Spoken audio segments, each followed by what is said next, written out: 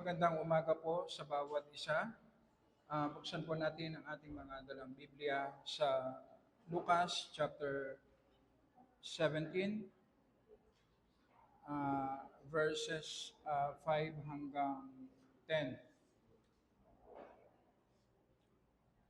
Nung nasa pag-aaral po tayo ng life ni Abraham sa Old Testament, pumili tayo ng libro sa New Testament na pwede nating gamitin sa ating devotion. At ang problem ngayon, nasa New Testament ang ating text sa preaching. So kung itutuloy natin ang Romans, medyo mabigat. At marami tayong mamimiss sa balance.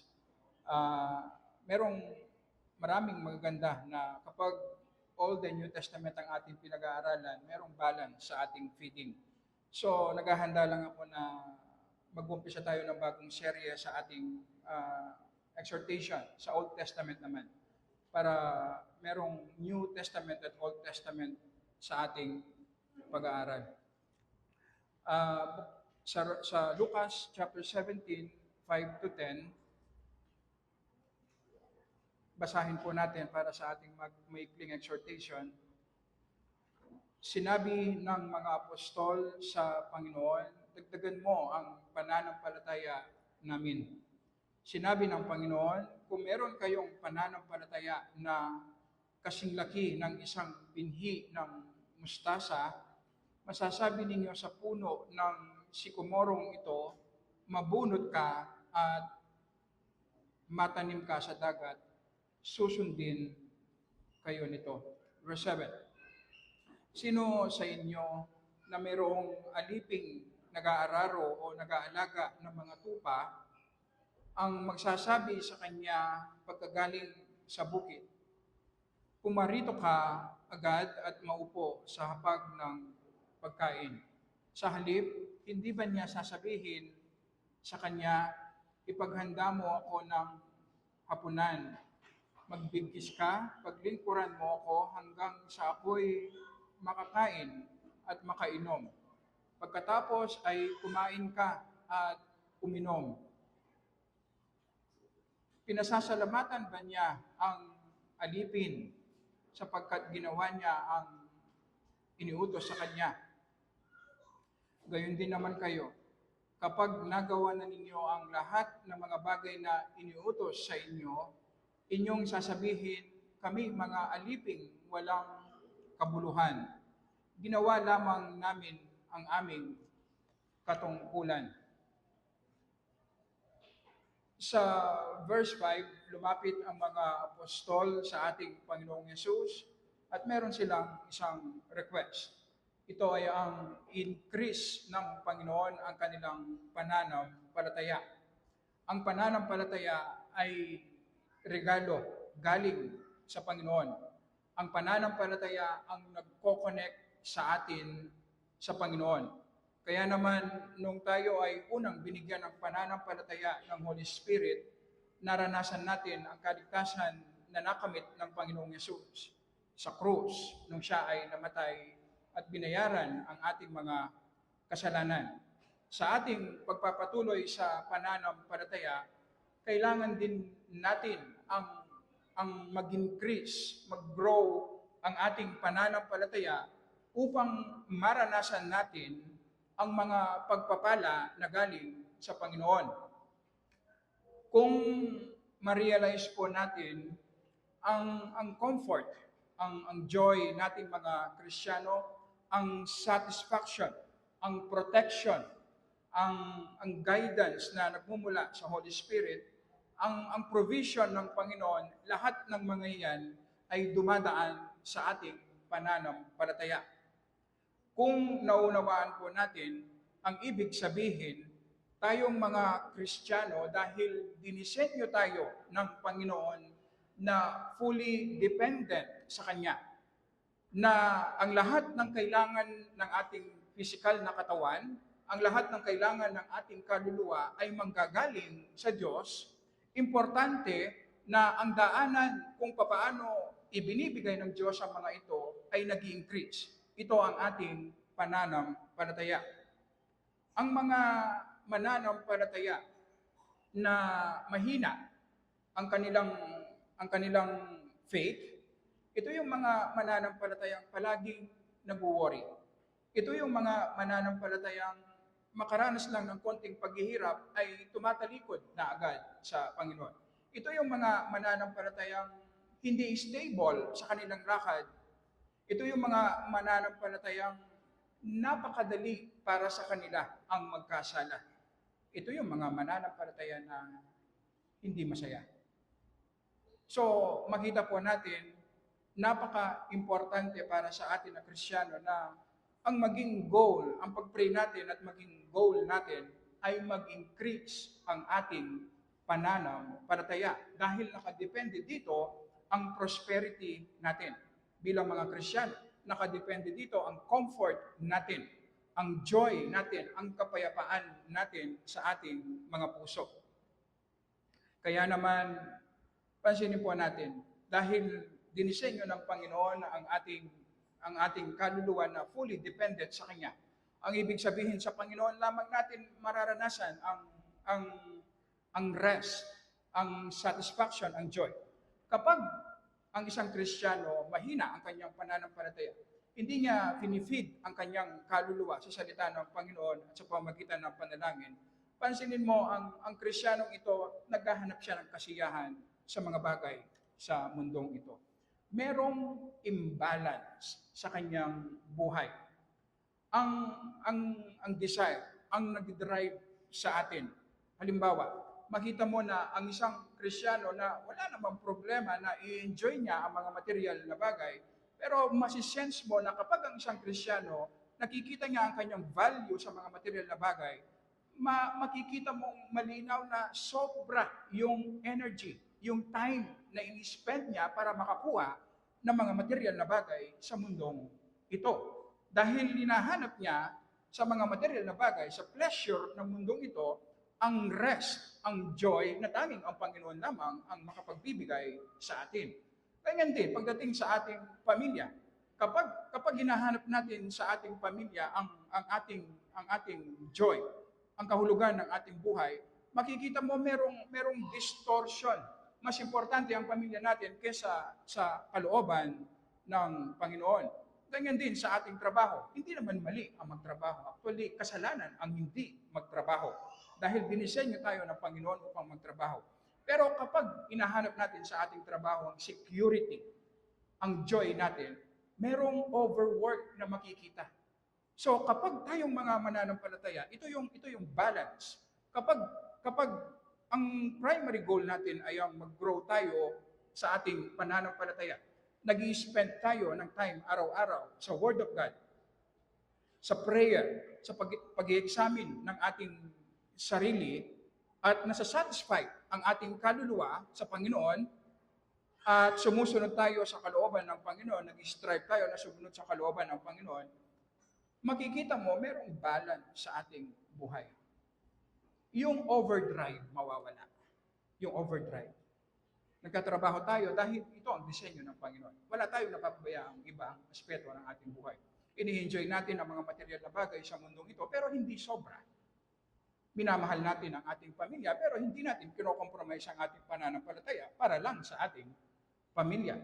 At doon nagkakaroon ng balance, ng joy, at makikita mo ang isang Kristiyanong nag-grow sa kanyang pananampalataya, siya yung stable siya sa kanyang lakad. Anumang paghihirap ang kanyang maranasan, magpapatuloy pa rin yan sa kanyang lakad. Hindi mo siya basta-basta may dadapat. Magpapatuloy yan dahil lumalakas, nag-grow ang kanyang pananampalataya. So ito ang ating desire individually bilang mga Kristiyano. Ito ang priority natin individually bilang mga mananampalataya at bilang isang iglesia, ang mag-grow tayo sa ating pananampalataya. Pangalawang makikita natin dito, verses 7 to 10, tinutukoy naman ng Panginoong Yesus ang self-righteousness na merong ginamit na illustration. Isang lingkod na galing sa bukid, at pagod na nag-araro, nag-alaga ng mga tupa, at pagka-uwi niya, hindi naman sasabihin ng master niya na dahil pagod ka, saluhan mo ako sa pagkain. Hindi. Ang sasabihin ng master niya, galing siya sa bukid, pagod, maganda ka at kakain ako. At pagkatapos maganda ng servant at kumain ng master, hindi man magpapasalamat ang master. Sasabihin lang niya, ginawa mo ang iyong trabaho, yun na, tapos na. So, ganun din sa ating mga mananampalataya. Meron itong tinutumbok pagdating sa ating paglilingkod sa Panginoon. Paglilingkod sa Panginoon sa loob at sa labas ng iglesia, lahat ng ginagawa nating mabuti para sa Panginoon. Ang magandang illustration dito ay kapag ang isang pamilya kumain sa isang restaurant, hindi naman pwedeng sabihin ng waiter na, ay pagod ako, kanina pa ako nagsiserve. Pwede bang saluhan ko kayo sa inyong pagkain at maging parte siya ng pamilya? Hindi po. Kahit na pagod ang waiter, hindi nga sasabihin nga dahil the moment na ginawa niya yun, mawawala siya ng trabaho. So, ganun din sa atin. Anumang paglilingkod na gawin natin tayong mga mananampalataya, hindi tayo darating sa punto na pwede tayong mag-demand sa Diyos. Hindi tayo darating sa punto na magkakaroon tayo ng karapatan na sabihan ng Diyos kung ano ang dapat niyang ibigay sa atin. At kung maglingkod man tayo, ginawa lang natin kung ano ang ating duty. At dito natin makikita ang ating mga sarili. Dahil dinisenyo tayo ng Panginoon, tayong mga mananampalataya, binigyan niya tayo ng talento, binigyan niya tayo ng spiritual na kaloob, natural lamang sa disenyo ng Panginoon, gagamitin natin yan para sa kanyang luwalhati. Pero dahil sa remaining sin sa atin, napakahirap i-distinguish na ang acceptance ng Diyos sa atin, ang pabor ng Diyos sa atin, lahat ng yan ay galing sa accomplishment ng Panginoong Yesus sa krus. Ang ibig sabihin, lahat ng yan ay libre at ibinibigay sa atin kahit na hindi tayo deserving. Ngayon, ang ating paglilingkod naman na ginagawa para sa Panginoon, walang anuman o kahit kaunti na earn yan sa harapan ng Panginoon. Ang paglilingkod natin ay pagsamba natin sa Panginoon. Pasasalamat natin sa pagliligtas ng Panginoon sa atin. Pero dito pumapasok ang remaining sin sa atin. Na hindi natin napapansin ito, na kapag meron tayong nagagawang mabuti para sa Panginoon, merong part sa atin na para bang meron tayong nagawang mabuti na deserve natin na mag-demand mula sa Panginoon. Alam niyo po, hindi man kailangan pag-isipan yan. Iyan po ay nagmumula sa ating mga puso. At ito yung reason hindi natin napapansin. Ganito po, nagmamanifest yan, halimbawa, dalhin tayo ng Panginoon sa isang situation na mahirap. Hindi natin gusto. Ano yung normal na tugon natin? Nag-i-struggle tayo. Ayaw natin sumunod. Ayaw natin mag-submit. Bakit? Kasi deep within, alam natin, hindi natin deserve yung paghihirap na yan. Deep within, alam natin na pwede tayong mag-demand sa Panginoon na wag niyang i-allow yan dahil meron naman tayong ginagawang mabuti. At yan din ang reason kung mapapansin po natin kung bakit kahit sa ating paglilingkod sa ating kapwa na tumutulong tayo, naglilingkod tayo sa ating kapwa, pero kapag hindi nila ibinalik yung pabor, o kapag meron silang ginawa na ayaw natin, hindi ba meron part sa atin na nagagalit tayo?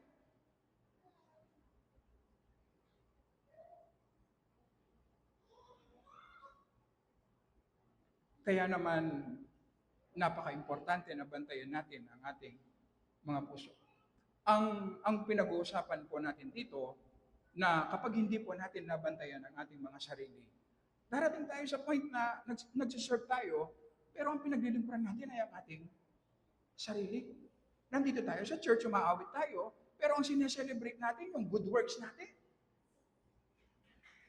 At nakikita lang natin yan kapag sumabog na.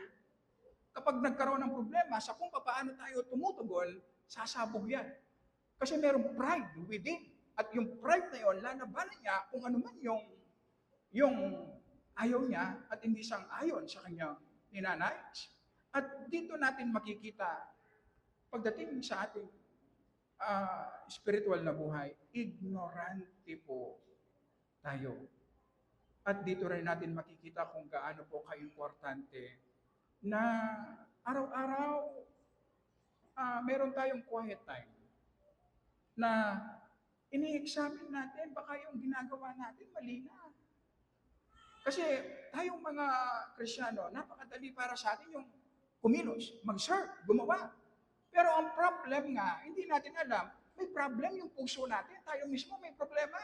Na posible na kung hindi natin nakikita yung problema sa puso natin, lahat ng ginagawa natin, mali. Hanggang sa sumabog na lang yan at hindi na natin makokontrol ang damage. Pero kung aware tayo sa sinfulness ng ating puso, aware tayo na meron tayong pusong malaki ang depekto, hindi ba mag-spend tayo ng maraming time na bantayan ang ating sarili? Mag-spend tayo ng maraming time. Ano yung motibo ko sa aking ginagawa? Tama pa ba yung ginagawa ko? Para kanino ba ang aking ginagawa? Para sa Panginoon ba o para sa aking sarili? At dito natin makikita na kailangan natin ang palagian na mag-step back mula sa ating ginagawa. Yung regular na quiet time na in addition sa araw-araw nating devotion, nag-step back tayo sa ating ginagawa. Humihinto tayo. Ini-examine natin ang ating sarili, ang ating mga ginagawa. Baka kasi masyadong busy, hindi na natin alam, mali na pala ang ating ginagawa. Huwag natin kakalimutan, ang may problema ay ang puso natin. Kaya naman, napaka-importante na palagi nating i-remind ang ating sarili na ang magbigay dapat ng ultimate joy sa atin ay ang katotohanan na tayo ay makasalanan, ang deserve natin ay impyerno. Pero bakit minahal ako ng Diyos sa pamamagitan ng aking Panginoong Yesus? Tama, merong joy pagdating sa mga material na bagay, merong joy pagdating sa success na nararanasan natin sa ministry, pero dapat higit ang joy natin sa kaligtasan na ibinigay ng Panginoon. Sa ganoong paraan, ito yung may iwasan natin yung distortion na ang sineselebrate na pala natin at nabibigay ng joy sa atin yung performance natin, yung sarili nating righteousness. So kapag wala tayong ginagawa at nakikita natin ang ating sarili na masaya, di ba mas maganda, tanungin natin ang ating sarili, bakit tayo masaya? Kasi inaalaw na lang natin. Pasin po natin, madalas ang sineselebrate natin yung mga mabubuting ginagawa natin. Satisfied tayo sa ating sarili, sa ating performance, sa mga material na bagay, at hindi tayo nag-glory sa Panginoon. Kaya naman kapag dumating ang malaking problema, makita mo yung the same reaction. Manlulumo tayo. Babagsak tayo. Kasi hindi nabantayan ang ating mga puso. So, importante ang ating daily devotion. Importante ang i-examine natin ang ating mga sarili, ang ating mga puso, araw-araw. Importante na mag-meditate tayo sa salita ng Panginoon, especially ang pag-ibig ng Panginoon sa atin sa pamamagitan ng Panginoong Yesus. Importante ang prayer. Nakikipag-usap tayo araw-araw sa Panginoon. Importante ang obedience. Hindi para bilhin ang pabor ng Panginoon, kundi para i-please ang Panginoon na nagligtas sa atin. Sa ganong paraan, mag-increase ang ating pananampalataya. Kapag nag-increase ang ating pananampalataya, mag-increase din ang comfort natin. Mag-increase din ang kapayapaan sa ating puso. Mag-increase din ang power natin. Magiging useful tayo sa gawain ng Panginoon. At mag-glorify ang Panginoon sa ating iglesia at sa ating mga buhay. Tayo po ay manalangin.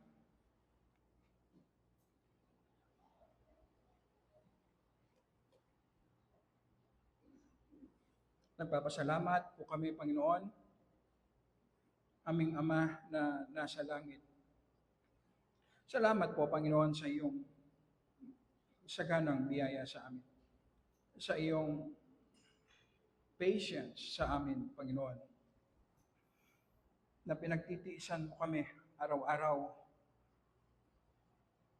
sa maraming pagkukulang namin, Panginoon, sa maraming pagkakataon na mas na-enjoy namin ang mga bagay sa mundong ito kaysa sa iyo, na para namin sinasabi, Panginoon, na boring ka, na parang sinasabi namin araw-araw na hindi ka namin kailangan. Humihingi kami ng kapatawaran, Panginoon. Masyado kaming ignorante, Panginoon, pagdating sa mga bagay na espiritual. At napakahina namin. Napakadaling tumalikod sa iyo, Panginoon. Pero nagpapasalamat kami na kailanman hindi ka darating sa punto, Panginoon, na iiwan mo kami. Natatalikuran mo kami dahil sa aming mga kasalanan. Dahil ang lahat ng aming mga kasalanan ay kinarga na ng aming Panginoong Yesus sa krus. At ang katwiran ng aming Panginoong Yesus ay pinasuot mo sa amin. Kaya naman, lahat ng iyong ginagawa sa aming mga buhay, mabuti man o masama, ay para sa ikasusulong ng aming buhay pananampalataya. Para sa ikasusulong ng iyong gawain at para sa luwalhati ng iyong pangalan. Kaya naman, nandito kami ngayon, Panginoon, upang i-celebrate namin ang iyong saganang biyaya sa amin, ang iyong mercy sa amin, Panginoon. Tulungan mo po kami na mag-focus kami sa aming Panginoong Yesus at sa kaligtasan kanyang nakamit para sa amin. Tulungan mo po kami makalimutan namin ang aming mga sarili. Tulungan mo po kami, Panginoon, na ma-realize namin na anuman ang nagagawa namin mabuti ay palaging tainted ng kasalanan. Tinatanggap mo lamang, Panginoon, dahil sa dugo ng aming Panginoong Yesus. Dahil ikaw ang aming Ama na nasa langit. Ano man ang kasalanan na hindi po namin nagagawa, Panginoon, dahil lamang sa iyong biyaya, Panginoon. Kaya wala kaming pwedeng ipagmalaki, Panginoon. Walang mabuti sa amin na pwede namin i-celebrate. Tanging ang iyong biyaya, tanging ang iyong mercy, ang iyong pag-ibig, ang iyong holiness, ang iyong wisdom, Panginoon. Tanging ikaw lamang ang pwede namin purihin, i-celebrate ngayong umaga sa pagbabasa namin ng iyong banal na salita, sa aming pag-awit, sa aming pag-aaral ng iyong banal na salita. Ang dalangin po namin, Panginoon, ay makalimutan namin ang aming mga sarili at maluwalhati ang iyong pangalan, ang aming Panginoong Yesus na namatay para sa aming kaligtasan. At ang lahat ng ito ay dinadalangin po namin para sa luwalhati lamang ng iyong pangalan. Amen.